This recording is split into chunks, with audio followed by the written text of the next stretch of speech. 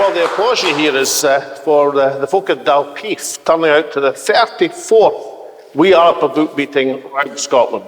Now, as I was coming into Dalkeith tonight, I saw a rainbow.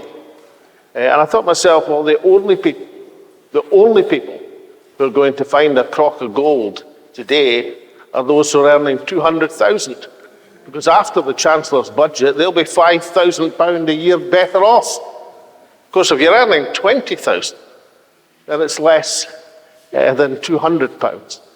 And that £200 is about 1/6 of the increase in fuel bills, even after the 2,500 cap. So what better day than this to illustrate why Scotland needs to get out from under the Westminster system, needs to put an end to the gross inequalities and take charge of our own destiny.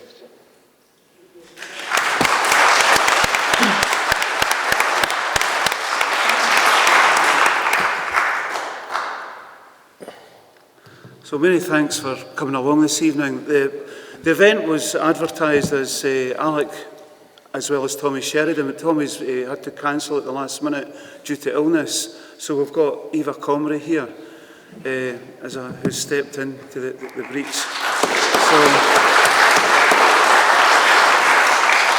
So the format this evening will run Eva will speak, Alec will speak, and if we have enough time at the end of the evening, we can take questions from the audience.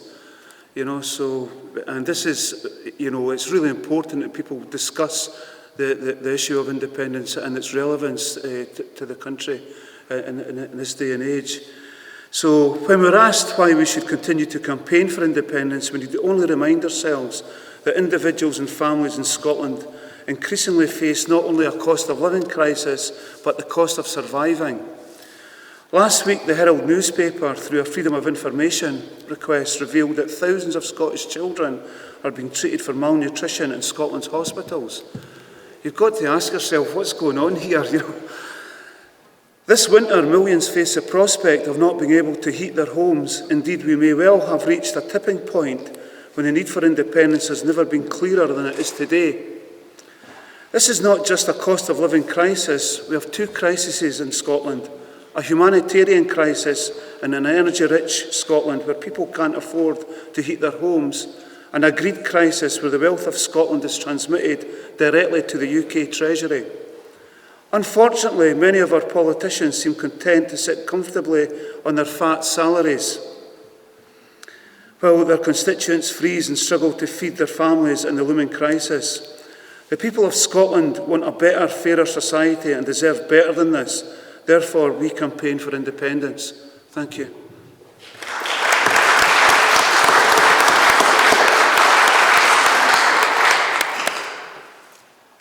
So I'll just pass across to Eva. Thank you very much.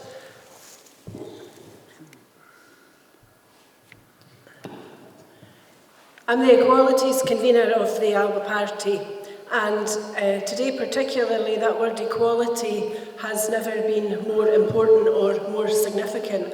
I left school in 1980, just a year after Thatcher was first elected, so I have a long and strong memory of the darkest days of Thatcherism, and I feel a terrible sense of dread and awe that Trussonomics are really going to be Thatcher on speed. And today I was as astounded as everybody else here to understand and listen to the announcements from the Chancellor to the effect of a reverse Robin Hood strategy. Most of you will remember Alan Bastard, played by Rick Mail. That's where we are. So we're robbing from the poor to give to the rich. Now, I don't consider myself a politician, I'm a lawyer, but I joined Alba last year, in part because it was led by the greatest politician that Scotland has seen in modern times, but also because I knew then, and we all know today, that the need and the necessity for Scottish independence has never been more stark. Ours is as we know, an energy-rich country brimming with potential in terms of all of our industries. We didn't get an oil fund, we appear not yet to have a wind fund, and our people are hungry, our people are starving, our people are going to be cold this winter, and as Kevin Bridges got stick for saying last week, but he was right when he said it, Her Majesty Queen Elizabeth will not be the only old lady to die in the UK this year, and the sadness is that there will be old ladies in Scotland tonight, hungry and cold and scared of what the future may hold.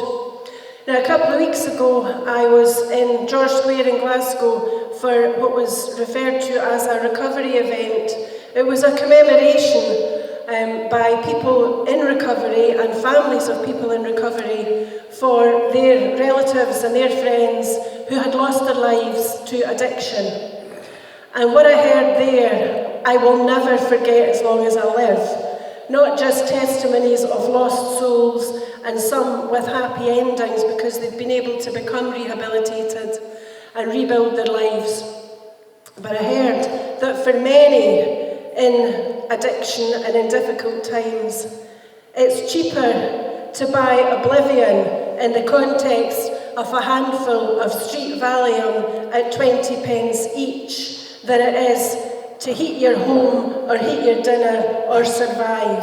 And what's wrong in Scotland today and what we collectively have got to change is that far too many of our people have lost hope. And we need hope because we need to know that collectively we will change the destiny of our people and of this country by transforming what is currently crass and gross inequality. And the difference between the haves and the have-nots has never been more stark. And that is what we will turn around with independence when those of us in the majority care about each other, care about community, and are not in it for the privileged few who will benefit dramatically from the decisions made by the Chancellor today. So I support Alec and Alba wholeheartedly because it is Alba who will drive us towards independence, but it needs us to be a united yes movement where we will all gain and make Scotland better for all immediately. Thank you.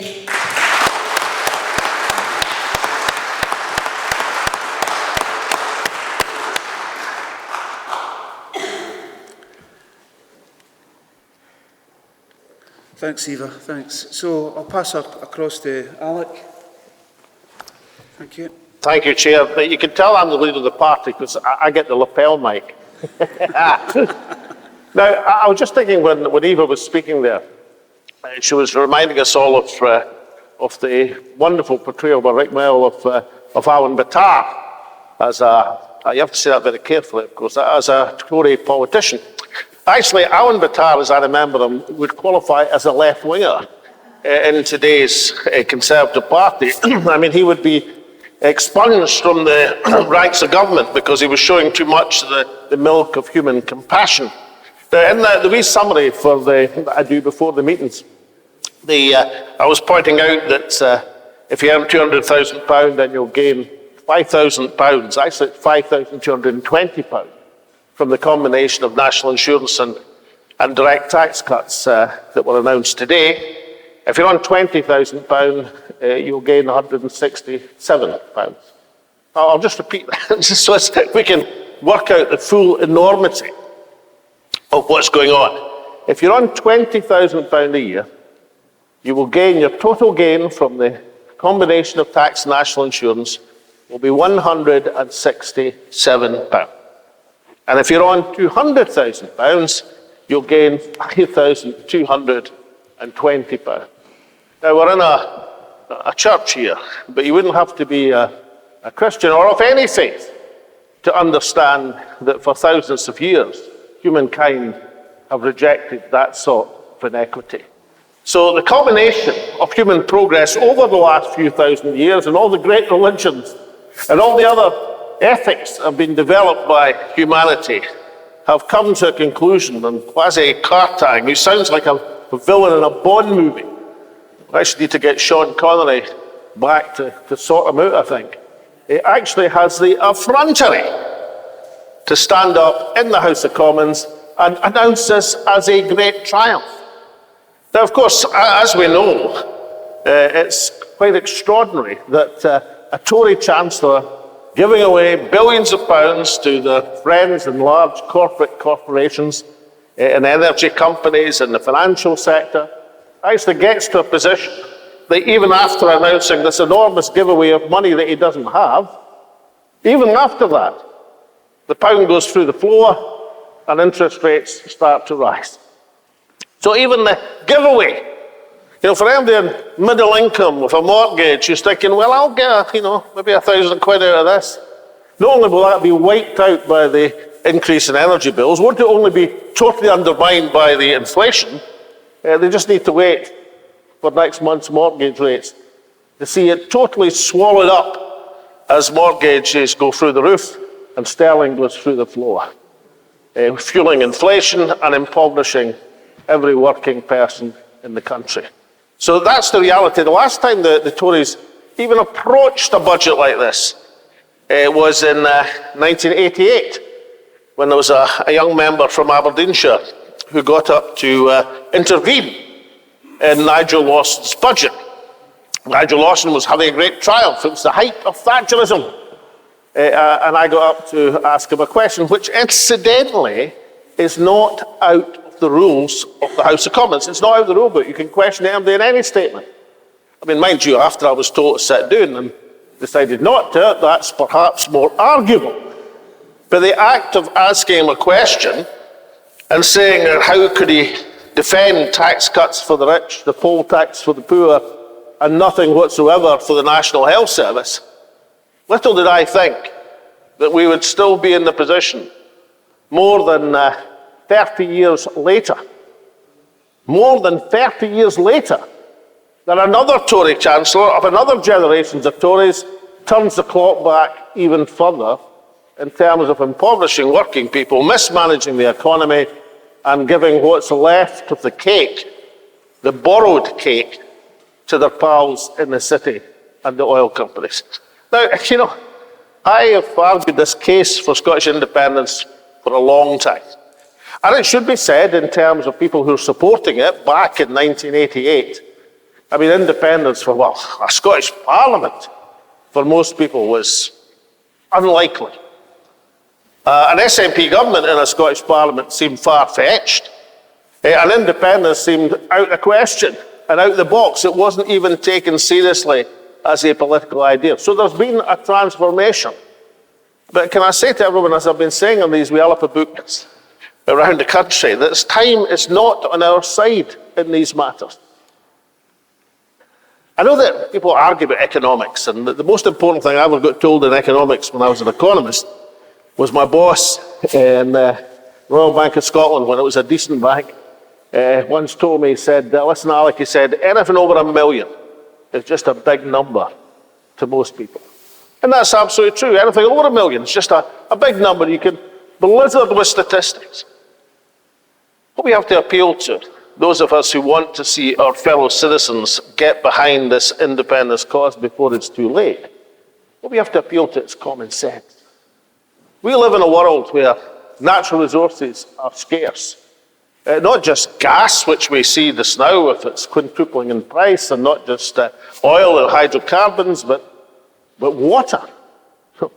I was in Barcelona a few weeks ago on Barcelona television, on the Catalonian television. I came across a weather map of Europe looking 20 years ago, last year and this year. And it really was quite dramatic, a satellite image. 20 years ago, at this time of year, because it was the same date in August, most of Europe was green. Last year, most of it, bits of it were still green. This year, there wasn't any greenery in that satellite image until you got to about Yorkshire, and Ireland and Scotland. What does that tell you? It tells you that water is going to be an enormously important resource. So we have to think about, as a country, we have a large land area, we have ample natural resources, land, water, oil, gas. We have 5 times as much gas as we consume in Scotland, we produce.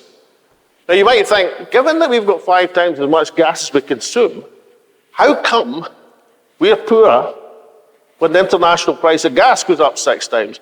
You might think we should be richer when that happens. But of course we don't control our hydrocarbons. We don't control our gas and oil. It's been given away to the international oil companies and to the Westminster Treasury, and will continue to do so and be so until we do something about it. And then there's the next bonanza coming, which Eva referred to. Offshore wind, renewables. Offshore wind is now 1/9. That's, go the other way around. Boris Johnson got himself all confused at his last press conference trying to express this. Let me try it. Gas is 9 times as expensive a way to produce electricity as offshore wind is at the present moment. And the price of offshore wind is coming down. Nuclear, the great new investment of the Tory government, is twice as dear as offshore wind, and it's still going up, as it always does, because they haven't answered the essential questions. Scotland is already self-sufficient in renewables. The only gas station we've got is at Peterhead, which comes on occasionally to boost the grid.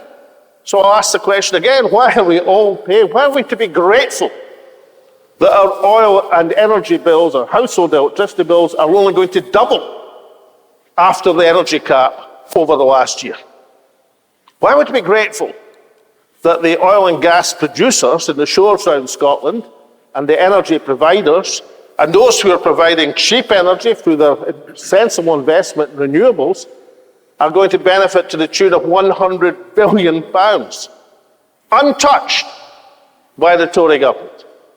Untouched. I mean, you might think that a sensible, rational, a numeric person, I understand the Chancellor was on a winning team in University Challenge. I mean, God help the other teams. I mean, Bamber Gascoigne must have had an off day when he got through. You might think that when you're struggling for cash, you're having to borrow excessive amounts, you're putting pressure on interest rates and inflation and sterling, that you might think, well, maybe we could ask these big corporates, some of whom even volunteered incidentally, we might ask them, maybe, maybe give us half of your windfall gains, or maybe 30%, or maybe 10%, something. Not a dicky have they been asked to pay.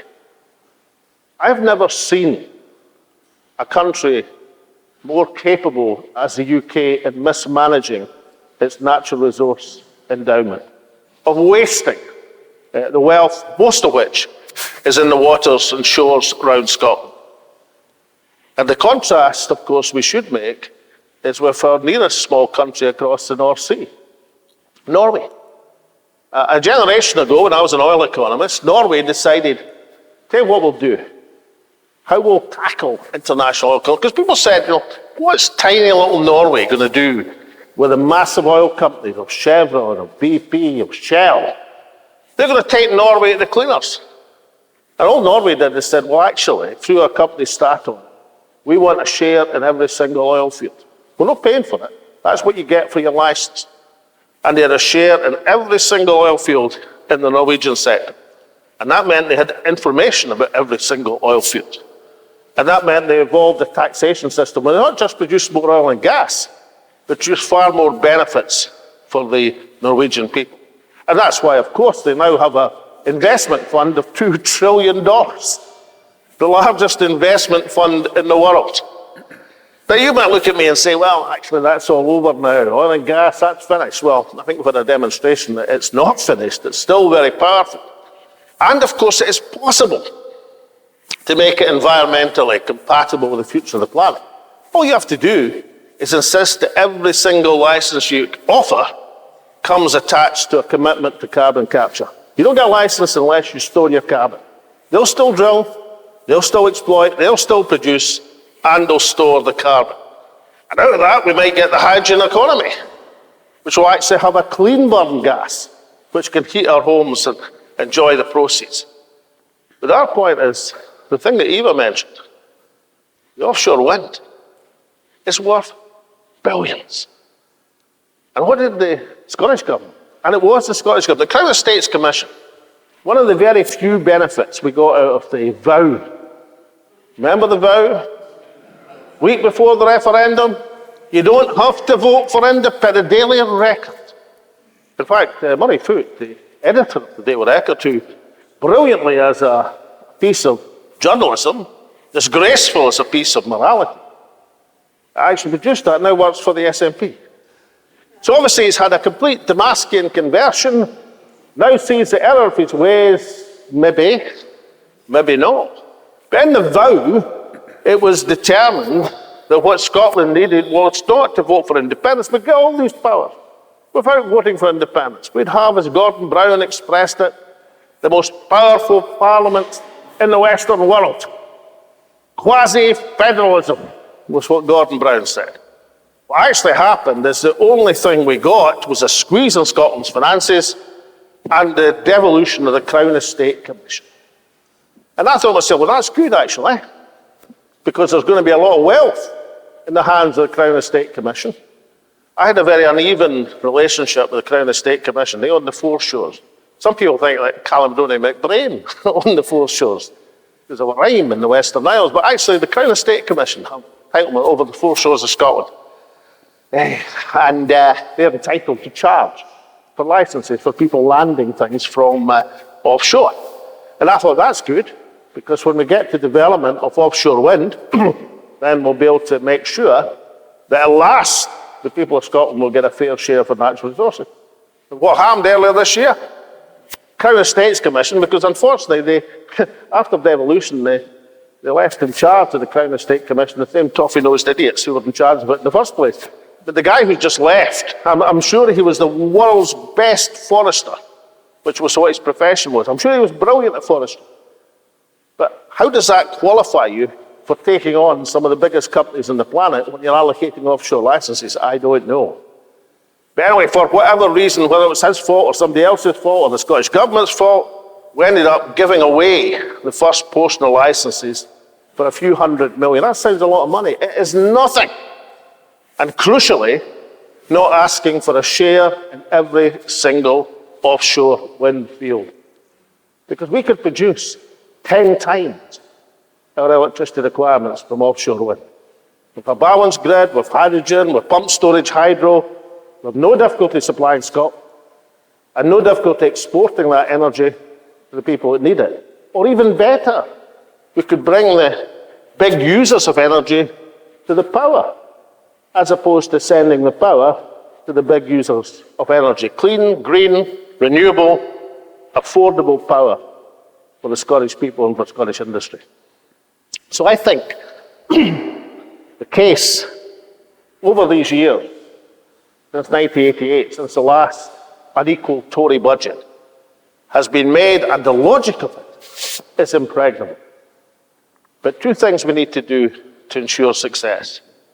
One is we have to update the case for independence. The world of 2022, as we know only too well, is not the world of 2014. There's been big changes. There's been a pandemic. There's a war in Europe. Brexit has happened. And the case that's explained now must update to look at the world of 2022 and beyond. And that's what this book does, the Wee Alba book. But there's a range of things. I'll give you one example on Brexit.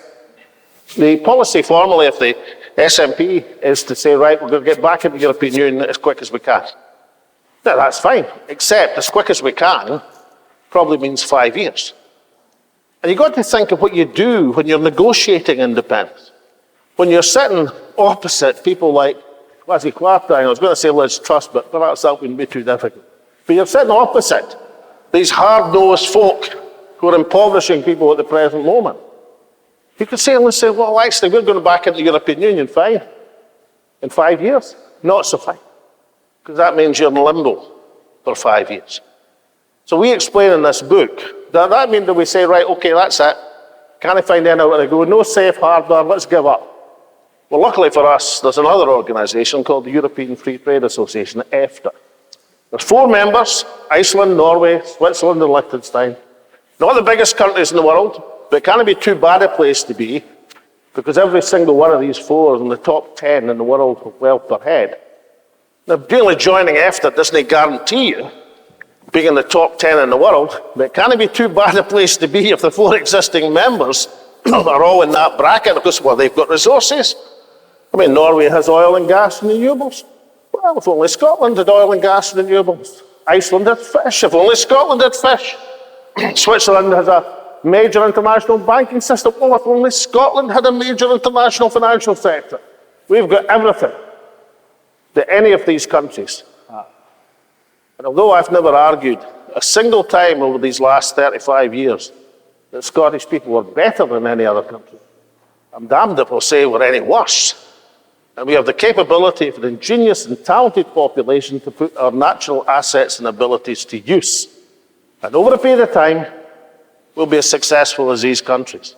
But crucially, to join EFTA, doesn't it take you 5 years? It takes you 3 months. And when you join EFTA, you've got the opportunity to inherit their trading obligations or treaties with other countries, with the EU, with the UK for that matter, and join in the treaties that they've made with everyone else. You inherit the privileges of membership. That's the place to be in 2022 and beyond. Of course, you might decide at some time in the future to go back into the European Union, of course, but you do it from a position of strength, not a position of weakness. That's one illustration of why the case for independence has to be updated for the modern age, which is what this book has done. Now, this is the 34th meeting that I've been conducting. Obviously, we had a hiatus over the last couple of weeks for good and obvious reasons and paying respect, but we're back on the trail now. And we'll continue to have these meetings, town hall meetings, church hall meetings. We've had them from Skye to the borders, and we'll keep having them because this case is the most important case that any of us will ever hear in our political life. But the last thing is this: how do we get from here to independence? Now, I spent a lot of time, as did others, people like Jim Sowers, Kenny McCaskill, many other people, some people are no longer here, Neil McCormack, hugely talented man. Some people are still here, Winnie Ewing, the redoubtable lady, working out that the way to get to independence from nowhere, back in 1988, was to work to get a Scottish Parliament, because at that time the SNP wasn't very sure that was a good idea, to go through a Scottish Parliament. And then once you got to the Scottish Parliament, gain power in the Parliament, and from that platform have a referendum, and then get independence.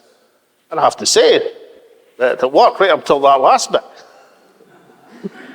And the vow, and being cheated. But getting a strategy to get to independence was a really good idea. Now that's fundamentally in doubt. And I don't think it's been a great idea to let things lie since the Brexit vote. I think things should have been done much earlier, much harder, much stronger. We are where we are now. And frankly, I think going to the Supreme Court of the United Kingdom in Middlesex Guildhall, 2 minutes walk from the Palace of Westminster, is a fool's errand. I can tell you it's a fool's errand. William Wallace would have had a better chance in front of Middlesex Guildhall, the Supreme Court of the United Kingdom, than you will getting them to say, oh yes, go ahead and have a referendum. We don't need permission to hold a referendum. We need political strength. So how do you get political strength? But just before the summer recess, Kenny McCaskill and Neil Hanby, the 2 Alba MPs, intervened in Boris Johnson's leaving celebration. Intervened. And the Speaker went apoplectic. I mean, I thought he was going to have a heart attack. I thought, he was totally out of order, incidentally. He can't do what he did. But leave that aside. So that dominated that day. And you say, oh, well, that's just one day. Everybody forgets about the next day. Let's say it was happening every day.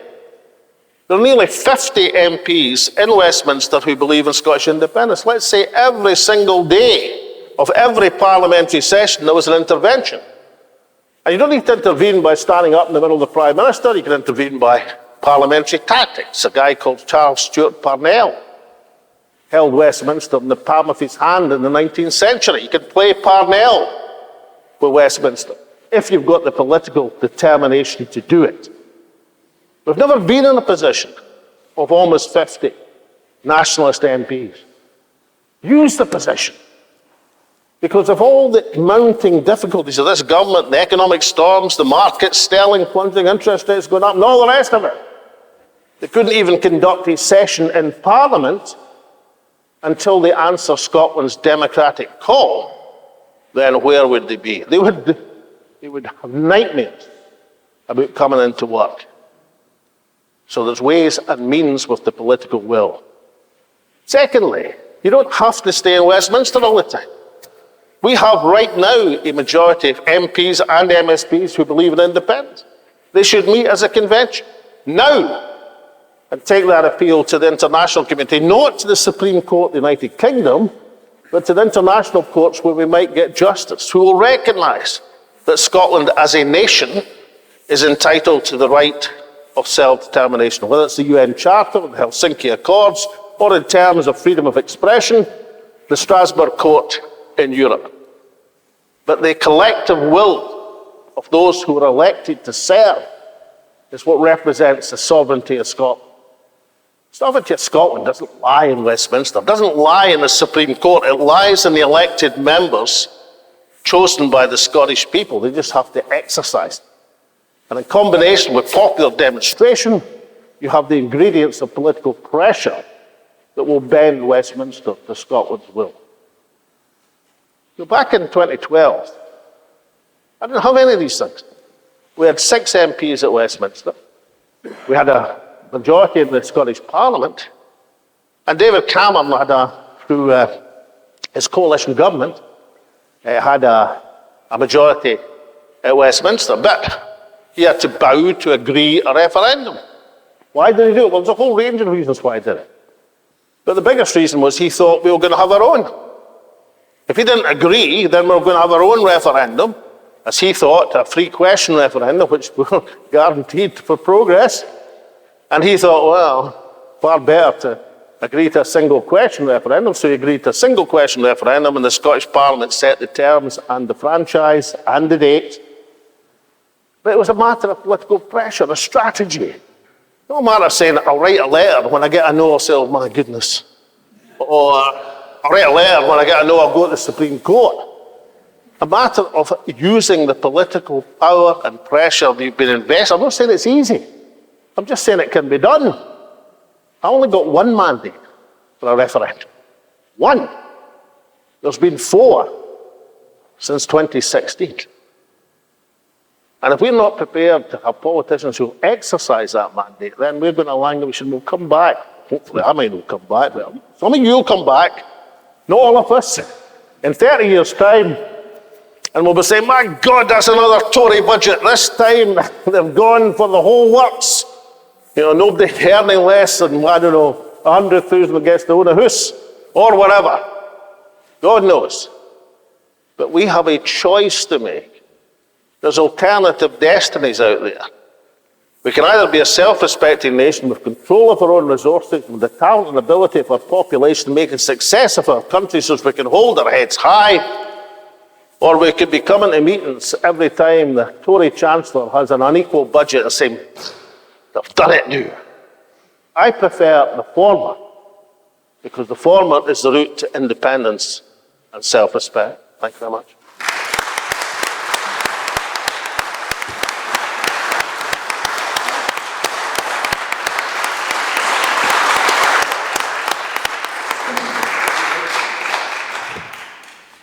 Thanks, Alec. That was brilliant.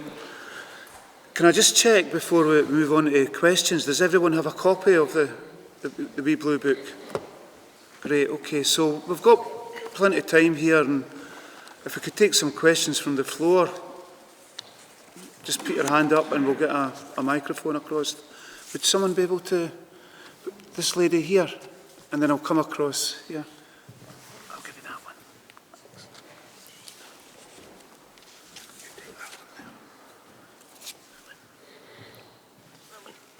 In a nutshell, I think what we have is called social Darwinism.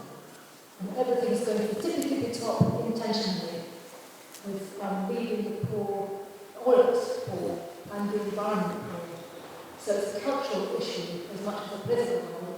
The environment and the culture and the steps we're going to take have to be a cultural one to change our hearts. How do we do that? To change the culture, put the nation on. I think it's a very interesting question. I would never argue that Scotland's a perfect, right? We've got plenty of faults. Manifestly, we've got plenty of faults. But I think Burns said, the Hertzai, the Pertzai, that makes us Richter Rang. And I think the Scottish heart's in the right place. I think we've demonstrated that through history, we've demonstrated that through our attachment to democracy, to popular sovereignty. The Declaration of Arbroath in 1320. What's its importance beyond, us liking to recite a few lines from it? Its importance is the first European statement of popular sovereignty. The very first in Europe. Well, hundreds of years later, some of the colonialists in America, at the conventions, looked for inspiration from the document. George W. Bush and I didn't see eye to eye very much, especially after Iraq, obviously. But one thing he did do, as president, was he designated the 6th of April as Tartan Day in the United States. And when it's supported over here, insofar as we have any reporting in this country, you report a pipe band, marching in New York and Fifth Avenue, as if that was all it was about, And maybe for some people that is what it's about. They go for the spectacle. But the importance of Tartan Day is it's the 6th of April. 6th of April was the day of the sealing in the document of the Declaration of Arbroath. That's why it's the 6th of April, because of the inspiration that provided for people hundreds of years later challenging an unjust, corrupt king and looking for sovereignty and popular sovereignty. Now, it's not a bad thing that we managed to do our bit to invent that concept. It's quite important in the world. We stand for other things as well. We're one of the first countries in the world to have virtual universal literacy. And because of that, people, when I was a lad, my granddad used to give me this booklet about all the things that Scotland had invented. And I was thinking to myself, what's like us, eh? We did this, tarmac car of the bicycle. We did that and all kind of selling. What thing? We must be really, really, really, really clever that we invented all these things, and the rest of the world seemed to invent collectively perhaps the same amount, perhaps no.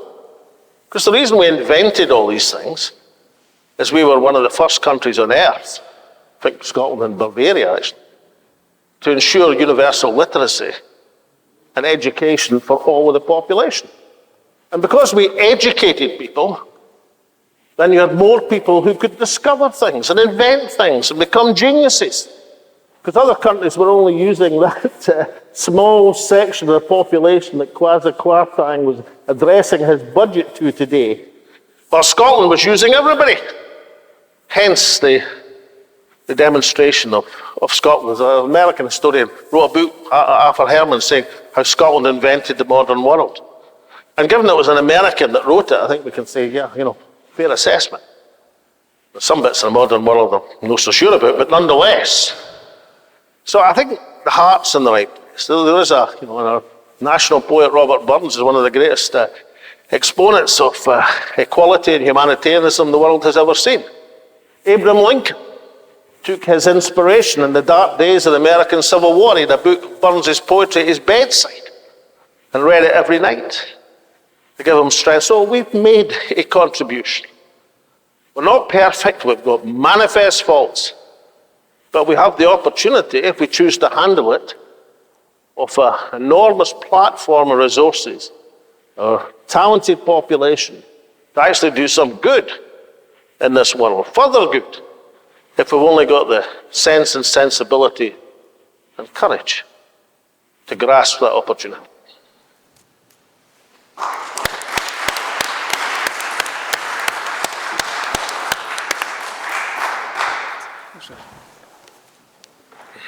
So, gentlemen, over.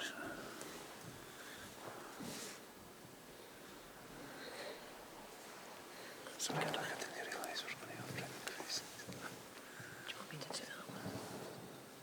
Yeah. Well, I just go and do that just now. I'd like to ask Alex, you mentioned, you said that time is running out. What do you mean by that? I suppose I was playing on something that Nicola Sturgeon said not long ago. She said time was on our side. I don't think it is on our side. I think, there's a time and tide in the affairs of people that you've got to grasp. And Scotland's opportunity is now. This is the constitutional opportunity. A majority of the population, we find from the social attitude survey, are now in favour of Scottish independence. It's 23% back in 2013. The day I signed the Edinburgh Agreement with David Cameron, there was a YouGov poll showing support for independence at 28%. I thought it was very inconvenient. The rest of the day was a triumph, and I got this poll, But those two big things happened. One was the referendum experience. And the people who went into that referendum were quite different from the people who emerged from it. Because while some people believed the vow and were conned and taken in and all the rest of it, many others, for the first time, saw the possibility of Scottish independence. That transformed the support. And then, of course, the Brexit gave another boost to the support. Why? Because it was what could an independent Scotland do that Britain couldn't? What is the point of having independence? Well, one thing is it decides whether or not you're in the biggest single market in the world, which is a kind of important decision.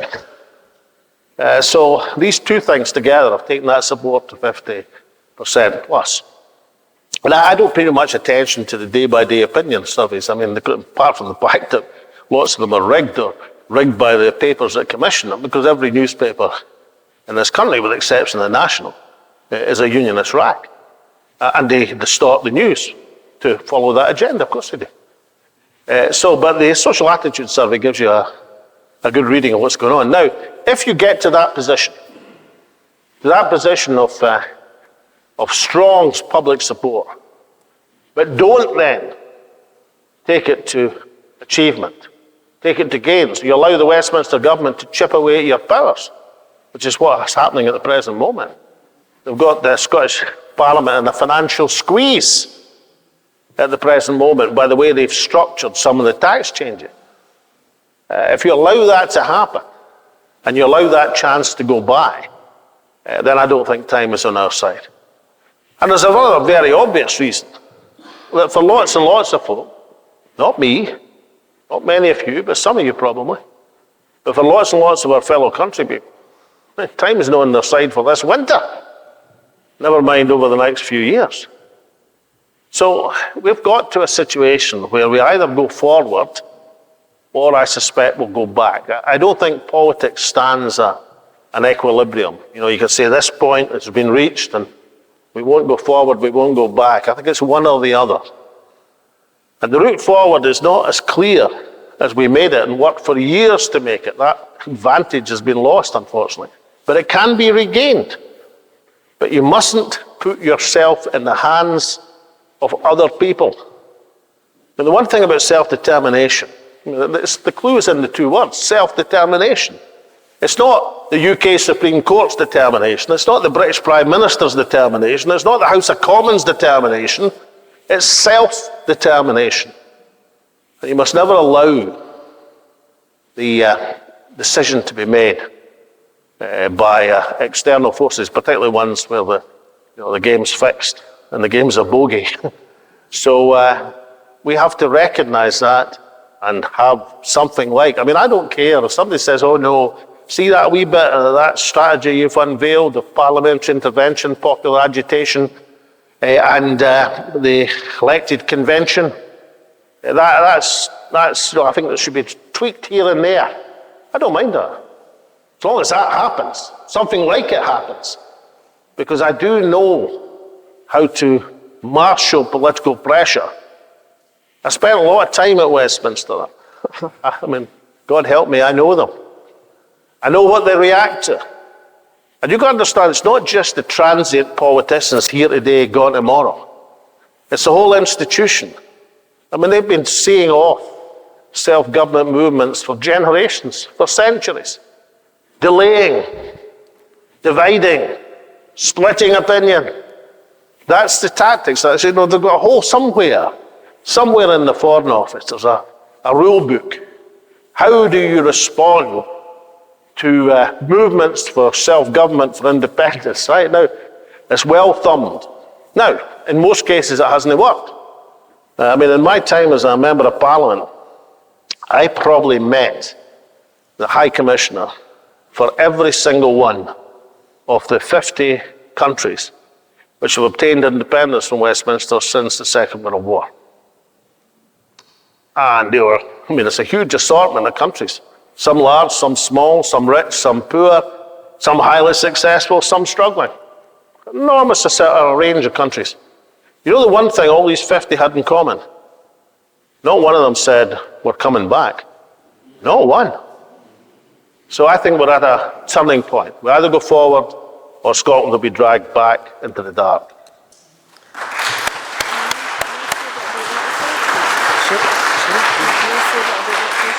Yeah, absolutely. I was just going to add a bit in there about the urgency of independence and how time's not on our side, and to suggest that the double whammy of Brexit and the pandemic make it ever more vital that we proceed towards Scottish independence with all due haste. I will not be alone in the room for having thought in the course of the pandemic that had Scotland been an independent country and had we had self-determination, a lot of things might have been done very differently. I think that is also the case in relation to Brexit and the European question. Had Scotland been independent, we'd never have left the EU. And what we need to remember really on a daily basis is the impact of Brexit, which Scotland didn't vote for. And it has a huge financial impact, obviously, and there are issues in relation to our ability to trade with the rest of the world, which arise from being out of Europe. And cast your mind back to when Liz Truss had her earlier job, and she made a complete fool of herself on the world stage by talking in the most glowing of terms about British exports, which were going to include Yorkshire tea, jam and muffins. That woman is now running the country. You know, if that's not a lesson on cheese, yes, and pork markets, how could we forget?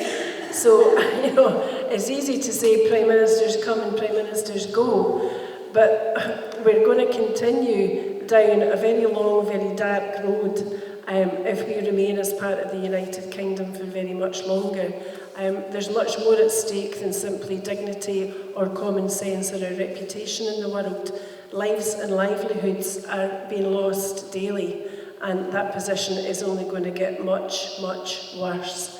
And yet, what we know is that the current Tory government are basically quite inept. They look after each other, they look after themselves, they look after corporate interests. They're not interested in the ordinary working man or woman. I would like to think that Scotland is a very different political character than you see in Westminster now. And if we don't get the finger out within a matter of months, then the Scotland that's going to be left for us is going to be the desert that others feared in the past.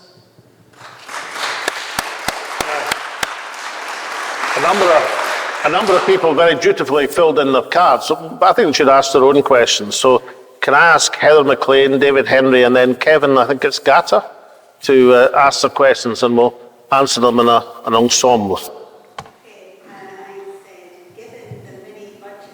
said, given the mini budget today, where tax cuts have been given to the top earners, what advice, not that they've listened, would you give to the Scottish Government in order to alleviate pressure on ordinary working? Okay, and then David Henry. Hi. I've seen a report on France 24 in the last 2 weeks, so I wonder if people are ready for what the French seem to think is coming. The report was about them restarting all their nuclear reactors urgently to generate electricity.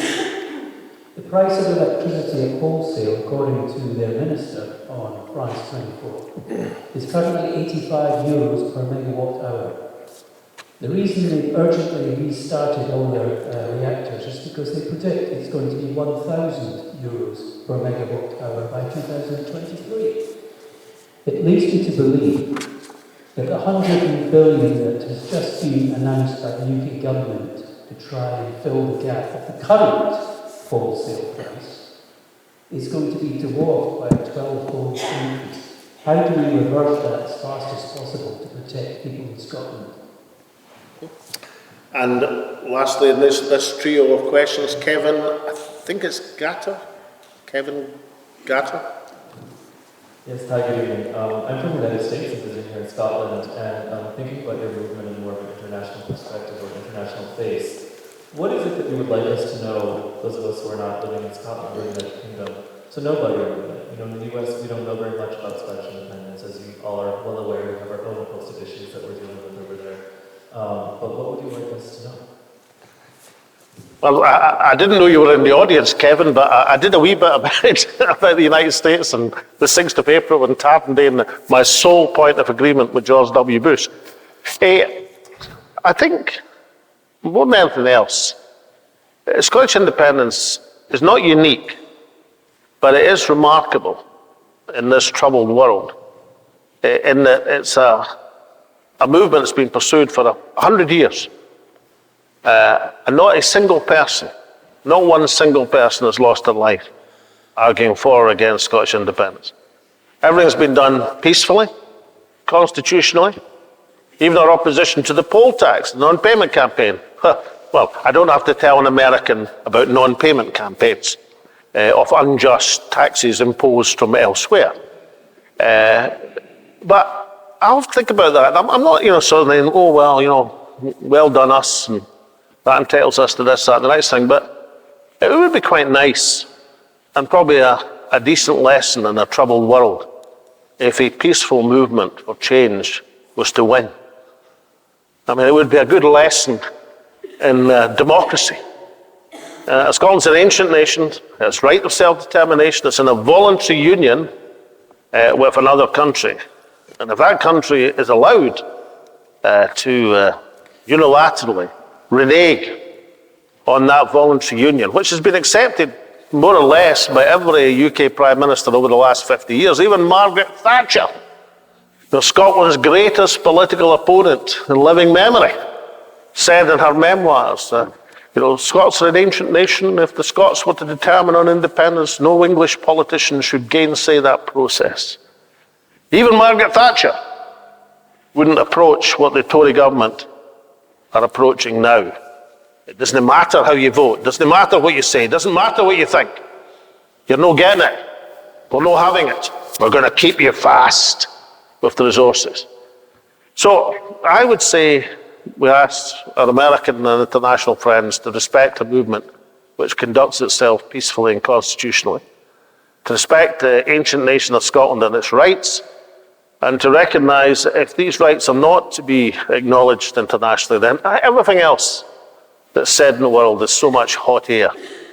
Because unless you believe in these things, you don't believe in international rule of law or effective order. That's what I would say. The other thing is that Alba International, which you're free to join, is a very effective organisation. Just arranged a series of meetings for myself and other members of the party leadership with hugely important and influential people who bent a very sympathetic ear to the cause that we're enunciating. When I was First Minister, I had an organisation called Global Scots, which was a way of, mostly economically, of Scots, because there's many of them, as you've probably noticed, in the United States. Some are more Scottish than others, incidentally, thinking about your erstwhile president. But, there's most countries have Scots in extremely influential positions, and we use that economically to help with inward investment and exports. But we're trying to replicate that sort of thing politically in Alba International, because many of the people in Alba, I won't say which international organisation it was, but I was visiting it recently, and I was phoned up by the head of one of the departments saying he was an Alba member. Why hadn't I looked in when I was in seeing them?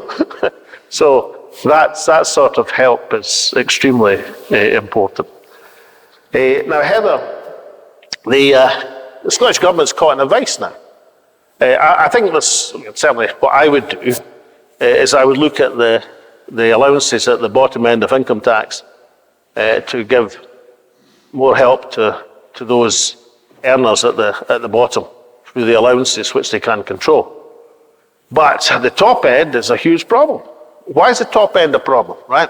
Because there's a 1% differential just now, and if it goes to 6%, then you'll see people re-domicile from Scotland to England, and if you're earning that sort of money, you can do it. Just like that.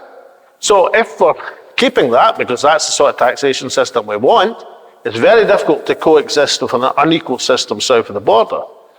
What you might want to do is to look at, because I, as First Minister, introduced a range of benefits, social benefits. I called it the social wage in Scotland, where lots of things that other people pay for, like university tuition, are free to Scots, because I thought these things should be beyond economics. Education should be free at the point of need to do some of the things I was talking to the lady about in terms of giving people an educational opportunity. But these things, are paid for. That's part of the social wage. So perhaps we should think about, if you want free tuition, then you have to be within the Scottish tax system.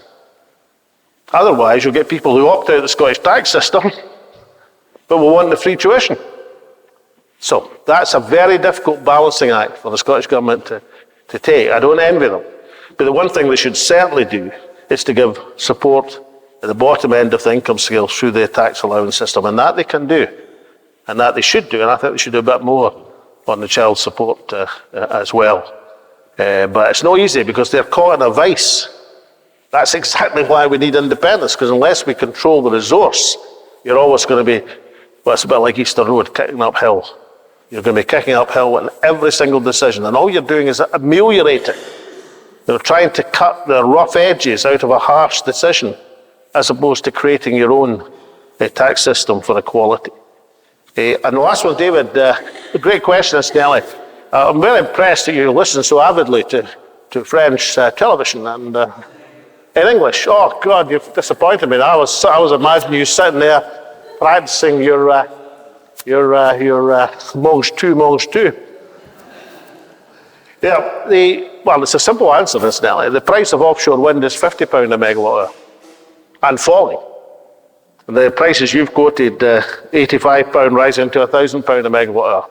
That's probably true. See, Ofgem, incidentally, who should be abolished, one of the things the Chancellor should have done today is stood up and abolished Ofgem.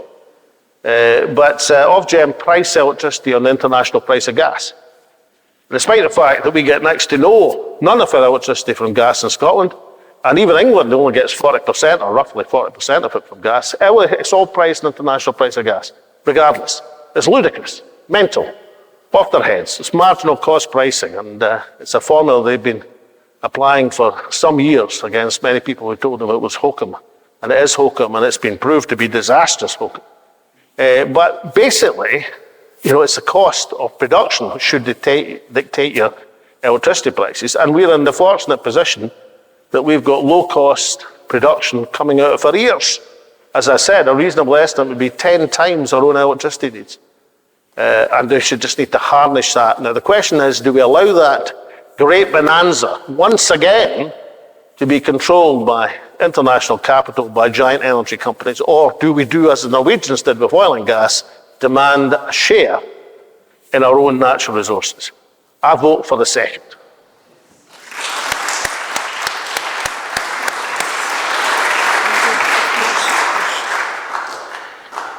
Heather, in relation to your question about what can the Scottish Government do, what the Scottish Government could do overnight to assist families, particularly is to increase the Scottish child payment to at least £40 per child per week. That would have an immediate, probably transformational impact for some folk.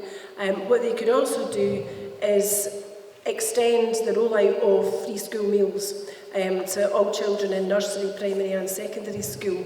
I think most people here will have seen a headline in the Sunday Herald last week. It was along the lines of a nation divided. The top half of the page was an item about hungry children and hungry mothers, and in particular, one woman who was interviewed had explained that she mainly survives by eating the leftovers from her children's plates. Scotland 2022, mums survive on the leftovers of their children's plates. And this particular lady obviously was losing weight, she was clearly very unwell and was unable to afford to buy herself new clothes that fitted. She couldn't afford to buy a belt and narrated in the starkest of terms, which I'm sure reduced many reading it to tears, that she held her trousers up with the elastic band that she normally tied her hair with. It's simply unacceptable in this day and age, and it reinforces the reason why we say time is not on our side, because that lady will have friends and relatives and colleagues who have similar experiences to her and similar tales to tell. People think that if you're getting what is considered to be a reasonable income from benefit or from a part-time wage, that somehow you should be able to perform miracles, because some folk, especially some politicians, don't understand what poverty actually is and how grinding it is, and the impact of hunger, what that does, what it is to live in a cold house, what it is to not be able to heat your home. And Billy Connolly used to tell the joke about when the priest came to visit his mum and the bairns were up the stairs and they were fighting over the sleeves of the duvet. For some folk, that's not a joke. That's real life again, and it will be this winter for far too many. So the top half for that front page of the Herald last weekend was about want, and the bottom half of the page was about the monarchy. And I see we have a question here about whether or not we keep a monarchy come independence. Independence and the monarchy are two entirely separate and distinct matters. In my book, independence comes first, and there should likely be a referendum thereafter about whether or not we retain the monarchy. But what the performance of the last few days showed was that apparently there was no magic money tree in the past for certain matters, but there was a magic money tree in the past couple of weeks for certain other items of expense, where expense seems not to have been spared at all. So I think that where we've got to now, in the context of what the Scottish Government should be doing and looking after its own people, is that a degree of perspective is required politically by all Scottish politicians in particular, who should remember what it was that they were elected to do, and that was to prioritise independence and get us there by the quickest route. Otherwise, that lady who featured on the front page of the Herald is going to be joined by an awful lot of others who unfortunately will know what poverty is and how grinding it is becoming. Now, another threesome of questions, all asked together. Firstly, Doreen McCandlish Mackay. Wonderful name, incidentally. But Doreen, please ask your question. There's a microphone that's coming towards you. As you can see, I've asked when we're going to get independence, and hopefully it's going to be soon. But I've just been thinking about this, Ali. How come when we've had a treaty and an act of union that was supposed to be equal, and it's been many, many times broken, can we not just actually walk away? How can we not? And same with claim of right. The ancient things that make Scots so different. So that's what I'm really looking for. And one from a similar subject, one from Ellie Ramsey. I think Ellie's here. Yeah, where we are. Hello, good evening, Alex. As I said on the paper there, I have lost all faith in the Scottish Government.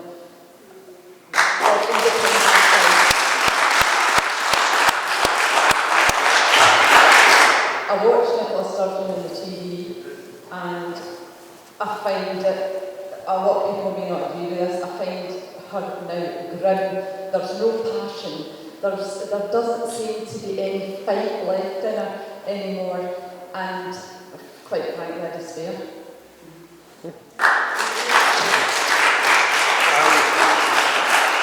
Especially some of them from Catherine. Catherine's over there.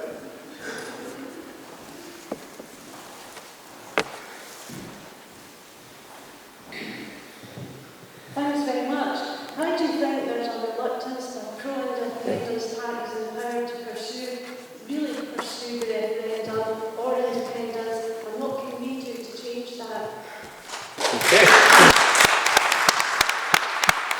I want to start with Doreen.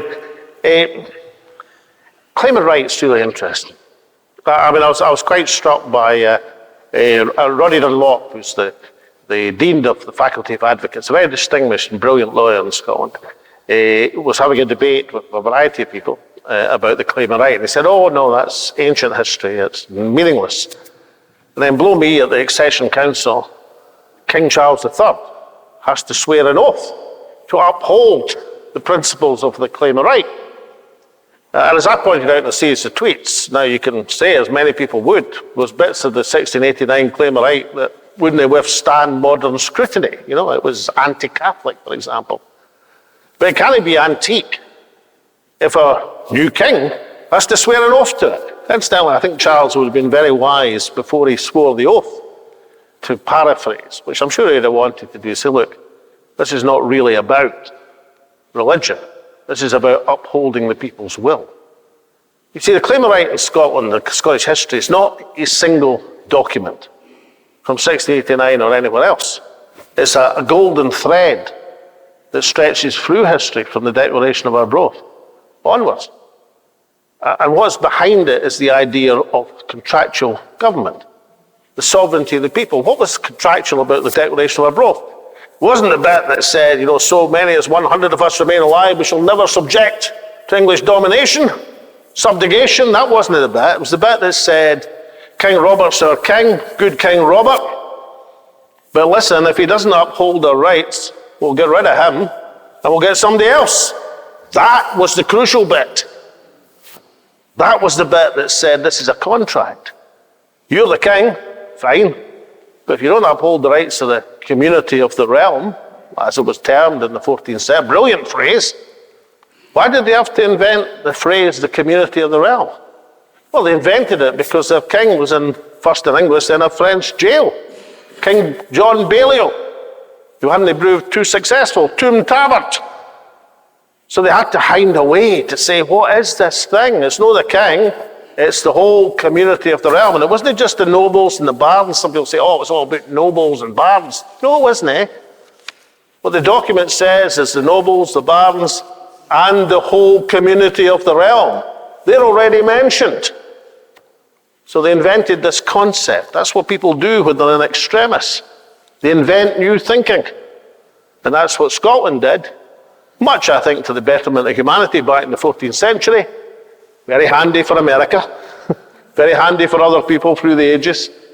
And that's that thread. And it runs right to 1988, incidentally, when the last claim of right was enunciated in Scotland. A claim of right saying Scotland is sovereign. Scotland has the right to determine the government it wants and the manner of government it wants. And that was signed by every opposition then, Scottish MP, myself included, the SNP and every Labour Party MP, with the sole exceptions of Tam Dalyell of the Bins and Brian Wilson of nowhere in particular. They were the only two. Gordon Brown signed it. Lord George Robertson signed it. Lord George Foulkes signed it. Every single one of them signed it, enunciating the principle of the sovereignty of the people. So the claim of right isn't a single document. And the claim of right isn't a single magic bullet. The claim of right is our statement of legitimacy. That's what gives us the right as a people, as a nation, to determine the government best suited to our needs. That is our legitimacy. And we will not get that upheld in the Westminster Parliament or the Supreme Court. We'll get it upheld in elected politics. So the form and the substance of what we should do is we should use the elected politicians of Scotland who say they believe in independence, demand that they are the convention because they have the elected base. They were elected, they're entrusted. The sovereignty has been passed to them by the people and they have to exercise it. They have to fulfill their job. Otherwise, as the community of the realm said to good King Robert, if you're not prepared to do it, we'll get rid of you and we'll get someone else. So the answer to your question, no mystery. It lies in every bit of our history as a nation, as a country. If they won't do it, get rid of them and get people in who will do it, who'll discharge their responsibility. Now, in terms of what was said about Nicola, I mean, well, my view, what she announced a few weeks ago was not an independent strategy, it's an exit strategy. She's looking for an exit, not an independent strategy. And we have to have an independent strategy. But make no mistake, regardless of who it is, if an independent strategy is announced and unstated, then we'll support it. Alba will support it. There are 2 MPs, the whole party. Name the day. Well, the day has been named for next year, 19th of October, I remember. And you won't have any problems with unity in the Yes movement. Not from Alba, anyway. The only problems with unity in the Yes movement is our lack of belief that that strategy is there. But the answer, friends, to get it there lies in that declaration of all these 700 and more years ago. If good King Robert won't do it, get someone else.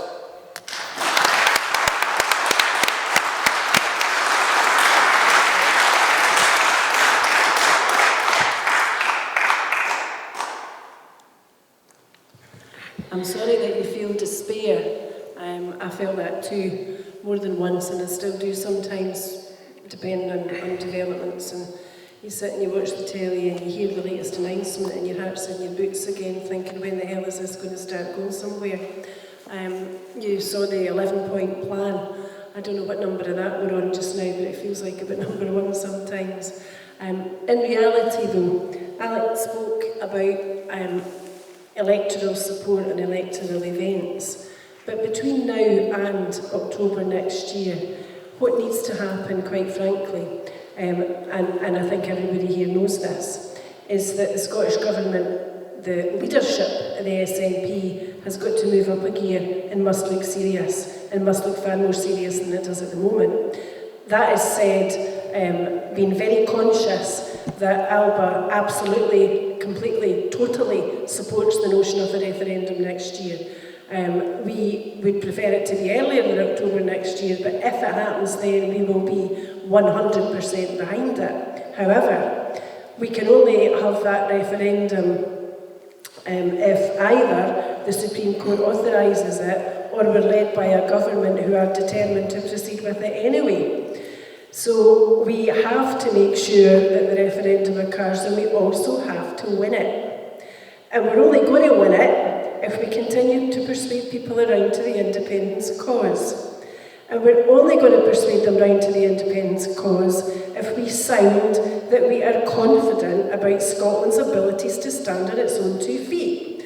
And so sending a letter now and again, or making a wee plea now and again, or standing with a begging bowl, looking like the wee waif in the corner that's a bit clueless and not altogether too sure and hums and haws, is exactly what leads to Boris Johnson, Liz Truss and the rest of them having no respect for the Scottish Government and no respect for SNP MPs at Westminster. What SNP MPs at Westminster should do, as Alec has alluded to, is try some of the tactics of Parnell.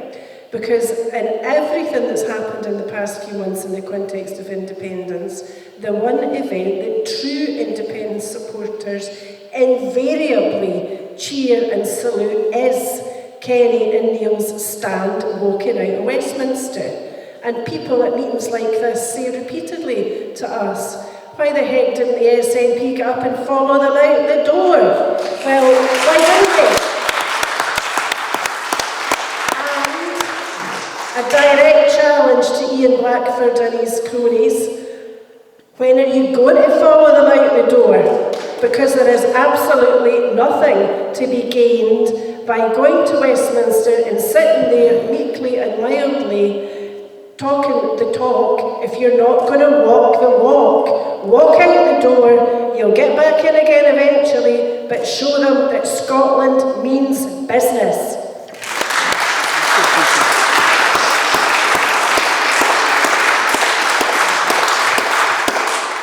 Can I just say a few words, particularly to your question, Kath, which I think is an excellent, why do you think there is a reluctance by pro-independence parties in power to really pursue independence. Well, in my view, they've become too comfortable.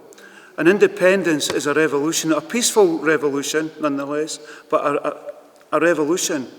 And it's not going to be won just simply by playing by the Westminster rules and playing the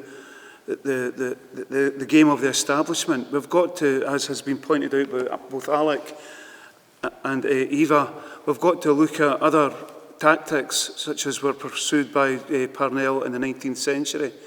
So unfortunately, and it hurts me to say this because I was a member of the SNP for 3 decades, but they've become the gatekeepers, in my opinion, for devolution.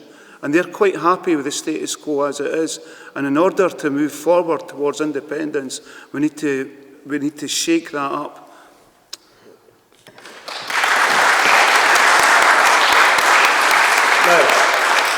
We've got one more question, which was unsigned. So I'm going to ask the unsigned person who asked a question about the monarchy if they would want to stand up and ask a question, or is it something they want to keep quiet? Come on, own up. Who was it? Was it? Okay. Well, somebody asked the question, should we keep the monarchy after independence? So I'll give you my views on the matter.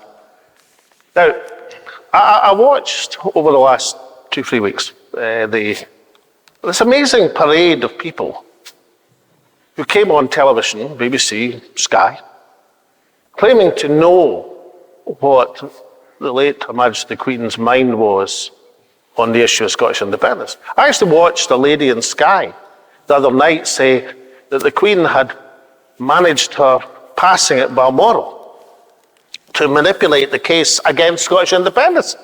And the Sky presenter, instead of asking why she had this amazing insight into Her Majesty's mind, was nodding away. Aye, that'll be right, None of these people had talked to the Queen about it. But if they ever met the Queen at all, it'd be in a line, saying hello, hello, probably very nervously. I probably spoke to the Queen more about Scottish independence for obvious reasons than any living person. I mean, other people met the Queen a lot more than me, but I doubt very much if Gordon Brown spent most of his audiences speaking to her about Scottish independence. I just doubt that. But I did. And certainly everyone at Balmoral, I think every audience, touched on the subject.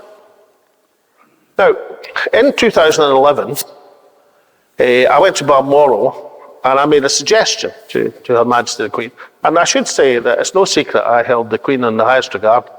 I admired her before I ever met her properly, and I liked her an enormous amount. That's just the way it is, that's true.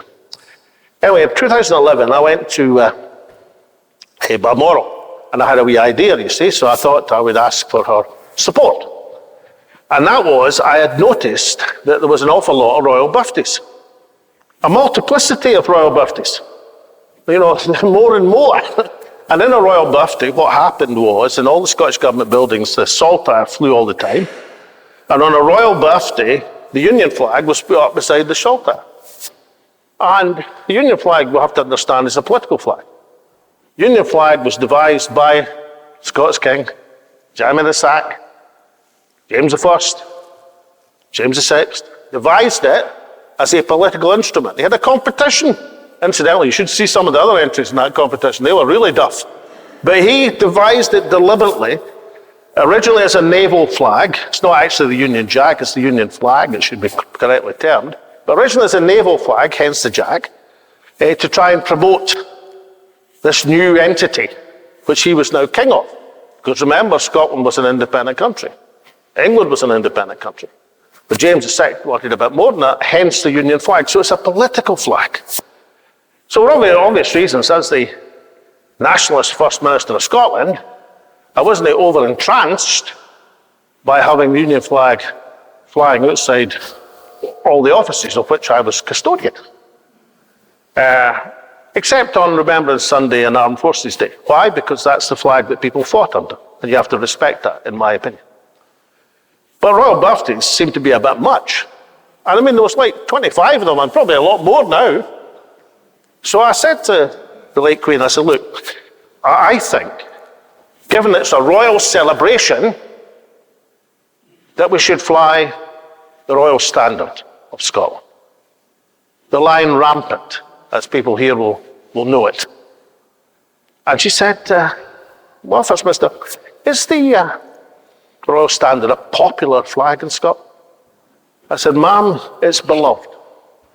Of football fans, of rugby fans, all of whom fly illicitly, but all of whom love flying it. It is beloved, ma'am. And she said, well, that's what we'll do then. And that's what we did. And that's what still happens to this day. Now, some people think, probably my successor incidentally, think this stuff's not important. I think it's enormously important. Incidentally, the Queen's advisors weren't too happy. I can tell you the later correspondence was quite fraught. But she knew what she was doing. And she knew what I was doing. Because she was an experienced, intelligent lady. You know, she'd seen every Prime Minister since Churchill. She wasn't going to get bamboozled by Alex Salmond. You know, so she knew exactly what I was doing, why I was doing it, and she knew exactly what she was doing. You see, unlike all of these commentators who never spoke to her about the issue of Scottish independence, I think it's probably true as Sir Tom Devine, probably the one intelligent person they had commentating on the whole thing. Incidentally, the BBC commentary team, did they know what the Royal Standard was? When the Queen's coffin was draped in the Scottish Royal Standard leaving Balmoral, as you all saw, some English historian says, what's that big lion? Well, you could just about forgive him. But the rest of the commentary team, we don't know. They're quickly looking up Google. You know, that's how bad it is. That's how entrenched the ignorance is. But imagine the Queen knew what the Royal Standard was. And she knew what it represented.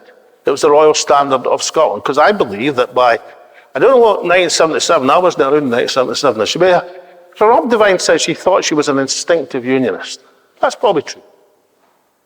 But she was also very pragmatic woman who moved with the times. When she was a princess, she had every reason to believe she'd become Empress of India. By the end of her reign, she delighted in being head of a Commonwealth, of which only 15 countries have her as head of state. She moved with the times. And I've got absolutely no doubt that if the referendum in 2014 had gone a different way, if Scotland had voted for independence, she'd have spent the last 6 years happily as Queen of Scots. I've got no doubt about that whatsoever. Now, whether you think it's discharging her duty or whether you think, I think she might have liked it, actually. I really do. That's my opinion, but at least it's an informed opinion. It may be, of course, that in her wisdom, and she had seen them come and go, 15 Prime Ministers, 15 First Ministers of various countries. It may be, she said, well, I'll just spin this boy Salmond a line. Maybe. I don't think so, though. Because that wasn't what was in her eyes. I think she'd been proud to be Queen of Scots. Now that brings us to where we are now.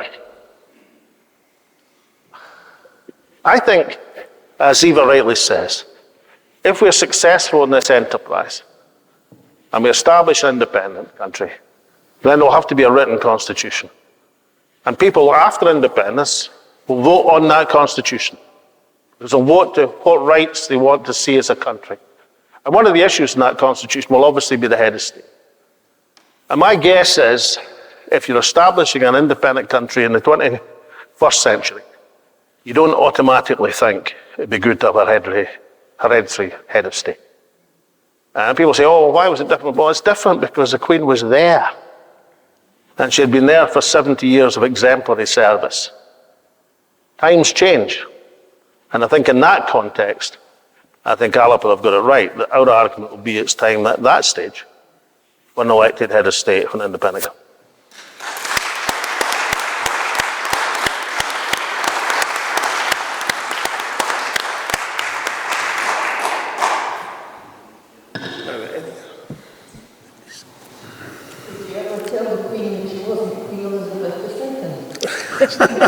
Well, I didn't have to, because that's another piece of substantive evidence. George Reid, the presiding officer, and David Steele, Sir David Steele, his predecessor, they asked Her Majesty the Queen if she'd be happy with the term Queen of Scots, which is the historic claim. Robert the Bruce was King of Scots. And she said yes. So I didn't have to. That was, I never referred to as anything other than Elizabeth, Queen of Scots. And they were absolutely right to do so. But then you see, unlike the BBC, David Steele and George Reid also understood their history, just like the Queen did.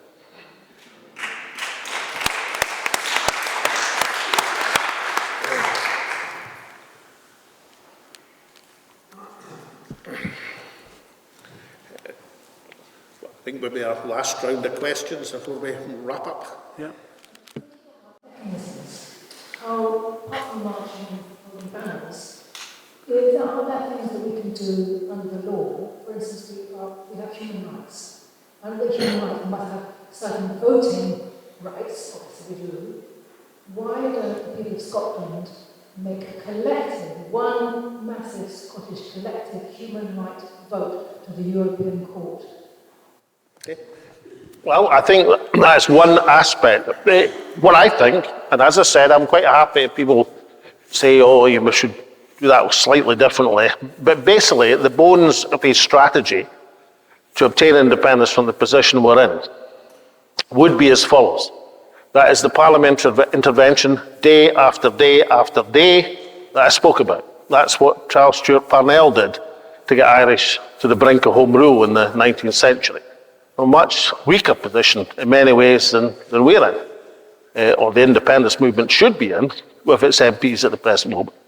Secondly, you have to appeal to the international bodies that you're speaking about. You have to enunciate your appeal to the Strasbourg Court, to the United Nations, to demand observance with the Helsinki Accords, all of whom deal with this point about self-determination. This idea, incidentally, that the parent country has the right of veto over self-determination.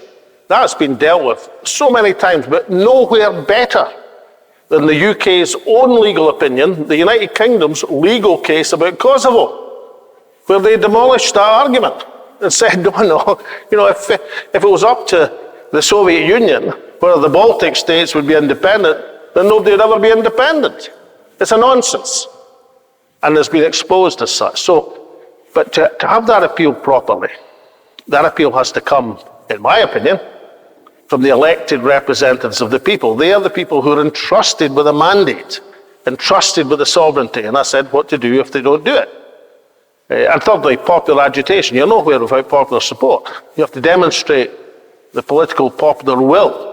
Now, these are the ingredients that take you into the position that a Scottish government should demand the mandate to negotiate independence from Westminster. There's no point in us going back to 23 years to when there was no Scottish Parliament. There's a Scottish Parliament, there's a Scottish government. It has to be used. It's in existence. They are the people who should negotiate.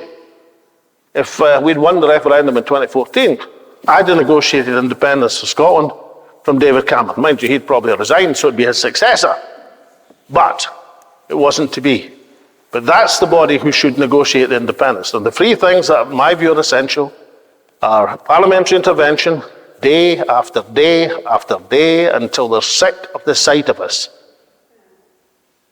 The convention, based on the elected members of Scotland, with, I think, representatives of the community of the realm, civic Scotland. And thirdly, the popular agitation backing that up. And that's how when you go into an election looking for a mandate to negotiate, as I did back in 1992, it's not a majority of votes, it's an election. It's a majority of seats that count in an election. People vote in an election for all sorts of things, but you look at an explicit mandate to negotiate independence. That is a virtually impregnable position, where you have a majority of representatives in Westminster from Scotland, a majority of Scottish MSPs, but there's one vital ingredient without which none of this ever comes to anything, and that is political will. You have to have the will to do it. And I look at this and I look at Scotland, I look at all the huffing and puffing, and I think to myself, how did all these other countries in much worse situations than us, much worse, How did Scotland in the history in much worse situations than we're in? How did they find the political will? But they did, and so can we. But political will is that last vital missing ingredient.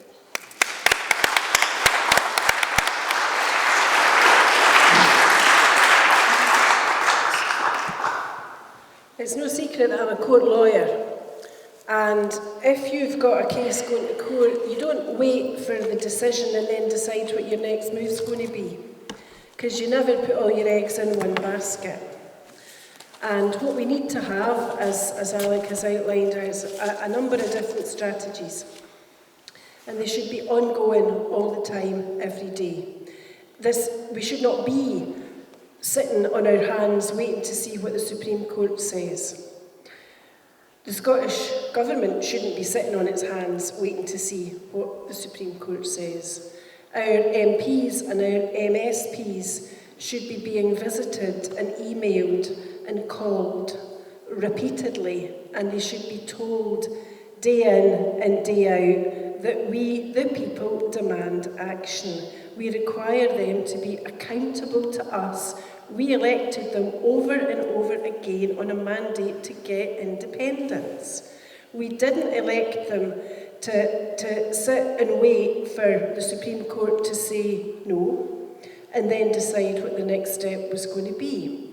So I think that what we, everybody here, should be doing is we should be saying to the First Minister, you promised us in, I think it was January 2020, a constitutional convention.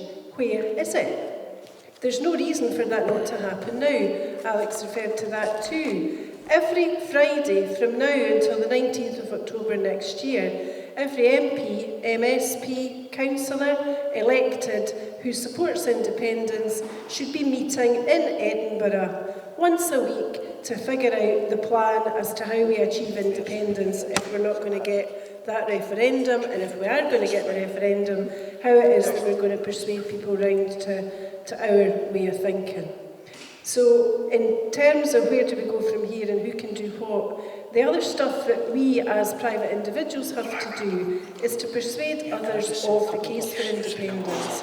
And we have to make sure that our friends, our relatives, our neighbours, our colleagues, our local shopkeepers, the folk that we meet when we're doing the messages, that they are actually registered to vote and that they understand the importance of voting. Now, it's self-evident, you would say, but actually it's not, because we know sometimes if the weather's inclement, as it is inclined to be in October in this country, people don't go out to vote because it's raining, or because they think, oh yes, we'll be so far ahead, my one-way vote's not going to make much difference, I'll no bother, they'll have plenty of votes without me. That's the kind of stuff that folk do say to each other. So I think it's incumbent on everybody who seeks independence for Scotland. Each one of us has to do everything that we can to sell why it is that this country should be independent. It's a natural state for a country, a sovereign people, to be independent. And the reason that we want independence isn't so we can say, yeah, boo, sucks, it's our oil, it's our wind, it's our water, we're away with it now. That's not the reason. The reason that we want independence is to make this country the place we know it should be, where that woman on the front page of the Herald eats her own dinner off her own dinner plate, bought with her own money, and she sees her children being educated. She sees her children being fed at school. She can use the NHS when she needs to. She doesn't need to have conversations with neighbours about getting an appointment for a hip replacement or a knee replacement and being told it'll be 2.5 years before we can get round to you. But if you've got a spare 15 grand, we can do it next week. That's the kind of thing that's happening in Scotland today, and it's wrong. That is not the country that we want, and that is not the country that we should be building. We should be building the country that Scotland should be: prosperous, safe, peace-loving, egalitarian, where folk like me, I was born in 1962 and I lived in a caravan till I was 9, but I got to uni and obviously became a lawyer and watched as others in similar circumstances to me were not so fortunate. I cannot see this country go backwards. I cannot see it go downhill. I want all the children of Scotland to have all the opportunities that I grew up with. Nothing less will do.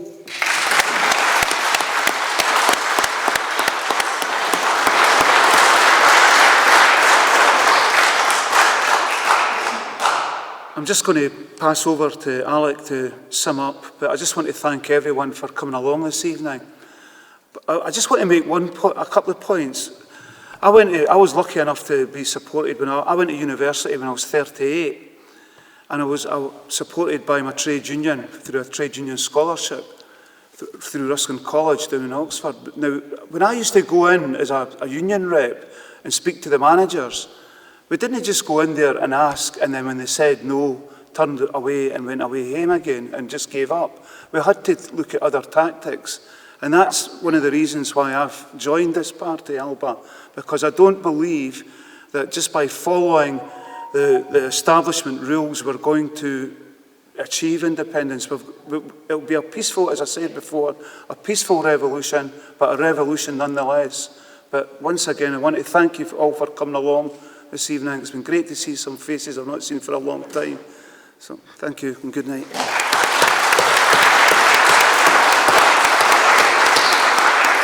Well, now I get to wind up for the people watching in Independence Live. So firstly, can we have a vote of thanks for Eva Comrie?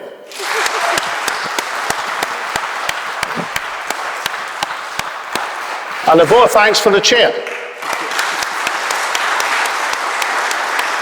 Now this has been the 34th We Are Up About meeting of the series. And the next one is not too far from here in Trinent next Thursday, where that firebrand Kenny McCaskill, who did a marvellous speech in the House of Commons today, will be speaking along with me in Trinent next Thursday. So get along to Trinent if you possibly can. But in closing this meeting, can I thank the people of Dalkeith for making this event tonight here in Dalkeith a very worthy 34th meeting of the We Are Up About. Give yourselves a round of thanks.